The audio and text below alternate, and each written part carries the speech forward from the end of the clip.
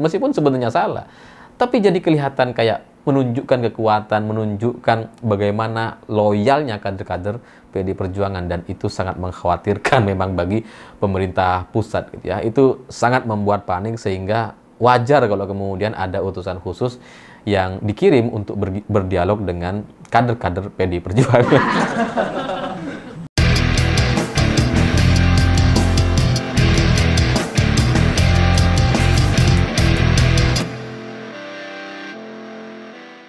Selamat malam semuanya. Hari ini kita semua menjadi saksi sejarah dari pertunjukan politik yang sangat-sangat luar biasa dari PDI Perjuangan. Karena ketika PDI Perjuangan mengeluarkan surat instruksi harian yang ditandatangani oleh Ibu Megawati, semua orang pasti sepakat bahwa itu adalah keputusan yang sangat-sangat blunder, fatal sekali gitu. Karena nggak ada hubungannya gitu antara Pak Hasto ditahan dengan meminta semua kader PDI Perjuangan untuk menunda hadir di acara retreat. Itu kan nggak nyambung sama sekali. Ya, tapi karena blunder ini dilakukan oleh PDI Perjuangan, itu jadi kayak nggak blunder, kan? Kayak masih, wah menarik gitu. Ya karena sampai sekarang saya masih sangat meyakini bahwa surat dari DPP itu bukan inisiatif atau hasil pemikiran dari Ibu Megawati. Sudah saya jelaskan di video sebelumnya, karena nggak ada hubungannya gitu. Hubungan antara Presiden Prabowo dengan Ibu Megawati nggak ada masalah gitu. Beda dengan Ibu Mega dengan SBY misalkan dulu. Itu iya gitu. Sehingga ketika ada kasus Pak Hasto ditahan sama KPK dan kemudian muncul respon yang sangat reaktif sekali, yang sangat emosional sekali, itu benar-benar tidak menggambarkan sosok Ibu Mega yang sangat negarawan, yang sangat senior dalam politik, yang ahli dalam strategi. Jadi itu pasti ada inisiatif atau dorongan-dorongan dari pihak lain yang kemudian disahkan dan disebarkan. Ya, nggak bisa disebutkan namanya karena nanti jadi masalah. Tapi ya, saya sangat meyakini seperti itu. Karena ketika Pak Hasto ini ditahan sama KPK, ketika semua orang bicara bahwa ini adalah kriminalisasi, ini adalah politisasi dan sebagainya, semua orang tahu, dan Ibu Mega juga pasti juga sudah tahu, sebenarnya itu kan adalah pancingan gitu. Pancingan supaya PDI Perjuangan merespon dengan sangat besar. Supaya hubungan antara PDI Perjuangan dengan Presiden Prabowo itu jadi semakin keruh gitu. Jadi ketika Pak Hasto kemudian ditahan dan muncul surat instruksi harian, itu kan kayak orang dipancing kena gitu kan. Makanya nggak mungkin lah itu Ibu Mega gitu ya. Itu ada pihak-pihak lain tuh yang memang mudah kepancing, yang memang tidak punya pengalaman dalam politik real gitu ya. Ya sekali lagi belum bisa disebutkan siapa namanya gitu ya. Tapi banyak orang memang berharap agar PDI Perjuangan itu bisa 100% oposisi. Makanya dipancing-pancing dengan cara seperti ini. Dikriminalisasi lah, dipolitisasi lah gitu ya. Untuk supaya PDI Perjuangan didorong menjadi 100% oposisi. Kenapa PDI Perjuangan diperlakukan seperti itu? Supaya tidak ada peluang kapanpun, setidaknya sampai tahun 2029, bagi PDI Perjuangan untuk menempatkan kadernya sebagai menteri. Supaya nggak ada peluang sama sekali. Dan kemudian nanti di DPR bisa dilakukan koalisi permanen gitu ya, tanpa PDI Perjuangan. Jadi Kim plus permanen gitu ya. Dan kemudian setelah itu muncullah pergantian-pergantian dari posisi pengurus DPR. Mulai dari ketua DPR-nya yang sekarang dipimpin oleh Mbak Puan Maharani diganti gitu ya. Terus kemudian ya kader-kader lain yang mengisi ketua fraksi juga diganti. Harapannya tuh begitu gitu. Ketika PDI Perjuangan bisa menjadi 100% oposisi. Sehingga kalau ini yang terjadi, kalau PDI Perjuangan 100% oposisi, siapa yang kemudian diuntungkan? Siapa yang kemudian mendapatkan porsi yang lebih besar gitu ya? Analisanya, dengan PDI Perjuangan menjadi oposisi 100%, maka Presiden Prabowo akan sangat-sangat bergantung kepada partai lain. Partai yang juga besar gitu ya, katakanlah Partai Beringin inisialnya gitu, yang ketua umumnya ya merupakan bonekanya Mulyono gitu kan. Nanti harapannya Presiden Prabowo sangat bergantung kepada Partai Beringin gitu. Dengan begitu Partai Beringin akan mendapatkan lebih banyak kekuasaan, lebih banyak jabatan, lebih banyak menteri bisa kemudian diisi gitu, dan kemudian bisa juga menguasai Danantara. Ini yang paling penting. Harapannya tuh bisa menguasai itu si Partai Beringin ini. Apalagi Danantara kan ya katanya kan akan dipimpin oleh keluarganya Pak Luhut gitu kan. Jadi tujuannya mengarah ke sana gitu. Jadi wajar kalau kemudian pengamat juga sudah ada yang bilang tuh, wah ini tanda-tanda PD Perjuangan akan menjadi oposisi 100% gitu. Padahal itu nggak bisa tuh.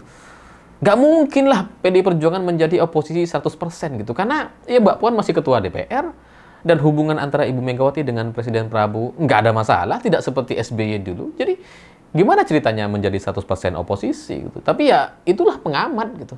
Pengamat yang memang dipesan bukan untuk menganalisa, tapi untuk mencapai tujuan dari operasi yang mereka lakukan selama ini gitu. Ya, tapi kembali lagi kepada surat DPP PDI Perjuangan yang meminta para kadernya untuk menunduh, untuk stop, untuk tidak hadir dulu di acara retreat di Magelang, yang sebenarnya adalah sebuah blunder yang sangat fatal. Itu terus terang awalnya cukup mengkhawatirkan gitu ya. Wah, ini kalau sampai muncul pertarungan terbuka seperti ini bisa ya ekonomi kita bisa mungkin stagnan lagi, terus kemudian tidak berkembang karena situasi politiknya akan panas seperti eranya SBY dulu gitu ya. Apalagi kemudian Presiden Prabowo nampaknya juga terpancing tuh ketika muncul surat itu. Presiden Prabowo bilang ya bagi kepala daerah yang ragu-ragu silahkan mundur weh. Ya meskipun kita tahu semua itu hanya omong kosong gitu ya, karena ya kepala daerah yang ikut retreat atau tidak ikut retreat itu sama-sama bisa mengundurkan diri. Tapi ya kita tahu bahwa bahasa yang disampaikan oleh Presiden Prabowo itu ditujukan kepada kader-kader PDI Perjuangan yang masih ragu-ragu untuk ikut retreat. Mereka dipersilahkan untuk mundur ya, karena Presiden nggak bisa mecat kepala daerah dari kader PDI Perjuangan. Jadi dengan tekanan yang seperti itu, dengan Presiden Prabowo sudah juga ikut terpancing dan berkomentar yang cukup menukik gitu ya, ternyata kader-kader PDI Perjuangan dengan tekanan yang begitu besar, dengan komentar dari semua partai, bahkan Presiden juga mempersilahkan untuk mundur. Ternyata kader-kader PDI Perjuangan yang menjadi kepala daerah masih cukup signifikan, masih cukup banyak yang benar-benar taat kepada instruksi harian dari PDI Perjuangan. Benar-benar tidak hadir retreat gitu. Benar-benar menunda, bahkan yang sudah sampai di Jogja itu ya nggak berangkat, langsung hotel mereka. Jadi benar-benar ikut arahan, meskipun mereka juga mungkin masih mempertanyakan, ini apa hubungannya, apa urusannya antara Pak Hasto ditahan dengan acara kepala daerah gitu ya. Tapi ya itulah kader-kader PDI Perjuangan. Satu instruksi saja sudah cukup bagi mereka untuk kemudian tunduk dan ikut aturan. Dan dari sini nampaknya pemerintah itu cukup panik gitu ya. Karena ternyata kader-kader PDI Perjuangan meskipun dengan satu instruksi yang kayaknya masih menimbulkan tanda tanya, dan kemudian sudah didorong oleh Presiden Prabowo untuk mundur aja gitu ya kalau mau mundur. Ternyata banyak juga yang tidak hadir di acara retreat Magelang. Memang mayoritasnya hadir gitu ya, lebih banyak yang hadir dibandingkan yang nggak hadir. Tapi yang nggak hadir ini jumlahnya banyak gitu, bukan 1-2 orang, banyak puluhan orang gitu. Sehingga kalau sampai ini kemudian menjadi satu dasar dari hubungan yang tidak harmonis antara daerah dengan pusat, itu pasti akan sangat-sangat merepotkan Presiden Prabowo. Makanya kemudian yang awalnya pemerintah itu nampak sangat gagah sekali, ya udah kalau nggak mau hadir nggak usah, mundur aja gitu dan sebagainya. Itu ternyata kemarin muncul utusan khusus dari staf sus kementerian untuk menemui kader-kader PDI Perjuangan yang menjadi kepala daerah yang tidak hadir atau menunda kehadirannya di acara retreat di Magelang. Jadi pemerintah mengutus satu staf sus gitu untuk berbicara, berdialog dengan PDI Perjuangan. Inilah yang saya sebut sebagai sebuah blunder fatal, tapi kemudian seperti tidak terlihat sebuah blunder. Karena blunder yang fatal semacam ini, yang dilakukan oleh PDI Perjuangan, ternyata meskipun salah gitu, meskipun sebenarnya salah, tapi jadi kelihatan kayak menunjukkan kekuatan, menunjukkan bagaimana loyalnya kader-kader PDI Perjuangan, dan itu sangat mengkhawatirkan memang bagi pemerintah pusat gitu ya. Itu sangat membuat panik, sehingga wajar kalau kemudian ada utusan khusus yang dikirim untuk berdialog dengan kader-kader PDI Perjuangan. Ya karena mereka ya apa ya, ditekan, kemudian didorong untuk mundur dan sebagainya, nggak peduli tuh. Mereka benar-benar tunduk dengan instruksi atau arahan partai, setidak masuk akal apapun. Meskipun banyak sekali pertanyaan yang mereka mungkin akan ingin sampaikan, tapi karena ini sudah menjadi arahan, mereka tetap benar-benar nggak hadir. Dan ini nampaknya tidak bisa terjadi di partai lain. Bagaimana kader-kader partai begitu loyalnya, hanya cukup dengan satu instruksi, satu kertas instruksi, yang sebenarnya masih sangat-sangat diragukan apakah benar itu merupakan hasil pemikiran atau inisiatif dari Ibu Megawati. Sehingga dari sini, dari yang awalnya nampak blunder fatal itu, dan kemudian ternyata diikuti oleh puluhan kepala daerah benar-benar menunda hadir di acara Retreat Magelang, malah menjadi seperti ajang pertunjukan kekuatan gitu ya.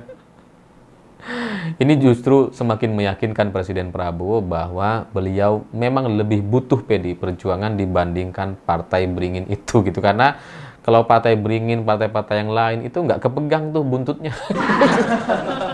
Nggak jelas tuh. Disuruh A bilang iya, ternyata nggak dilaksanakan. Itu partai-partai lain tuh. Tapi di PDI Perjuangan cukup satu kali instruksi, itu ternyata benar-benar diikuti oleh banyak sekali kader-kadernya. Jadi ini adalah sebuah instruksi yang sebenarnya nggak biasa gitu ya, yang meragukan sekali, dan wajar kalau kemarin kader-kader PDI Perjuangan masih ada yang ikut acara retreat. Mungkin mereka nggak tahu gitu ya, nggak ngecek sosial media, karena nggak ada pemberitaan yang besar-besaran gitu ya, nggak ada pernyataan dari Ibu Mega, cuma surat saja gitu ya. Jadi saya memaklumi kenapa kader-kader masih ada yang hadir di sana, karena mungkin nggak tahu, mungkin juga meragukan. Kader-kader PDI Perjuangan itu sangat kenal sekali gaya Ibu Megawati. Nggak mungkin lah gitu ya, untuk satu kasus Hasto ditahan, terus kemudian ada arahan untuk menunda hadir di acara retreat. Ya, seperti yang saya jelaskan di video sebelumnya, itu kan sama kayak Pak Jokowi kemudian memasukkan Gibran sebagai cawapres. PDI Perjuangan nggak menarik menterinya tuh. Nggak meminta para menterinya untuk standby, terus kemudian tahan diri dulu, jangan bekerja dulu dan sebagainya. Enggak. Tapi ya itulah PDI Perjuangan, yang satu blunder yang mereka lakukan ternyata terlihat tidak blunder, dan kemudian juga sangat-sangat menggertak lawan-lawan politiknya. Bahkan pemerintah sampai harus susah payah untuk melakukan dialog dengan kader-kader PDI Perjuangan yang menjadi kepala daerah. Karena tanpa itu semua kayaknya memang akan sangat-sangat merepotkan pemerintah pusat kalau semua kader PDI Perjuangan yang menjadi kepala daerah kemudian tidak tunduk atau kemudian melakukan tindakan-tindakan yang tidak sejalan dengan perintah atau tidak harmonis dengan pemerintah pusat. Saya pikir itu. Terima kasih sudah menonton. Begitulah kura-kura.